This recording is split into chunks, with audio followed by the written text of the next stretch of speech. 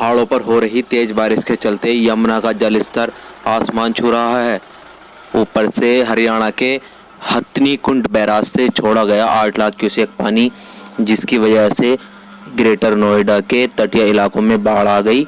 बाढ़ का दौरा करने के लिए बीजेपी विधायक ठाकुर धीरेन्द्र सिंह ने ट्रैक्टर द्वारा तटीय इलाकों का दौरा किया और बाढ़ की समीक्षा की।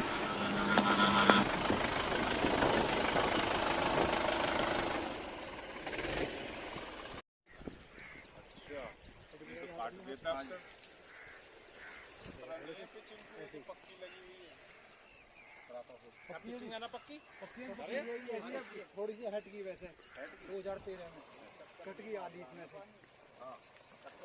उधर से ऊपर से दिख जाएगी ना। हाँ जी, कल रात को बहुत ज्यादा बढ़ जाएगा पानी।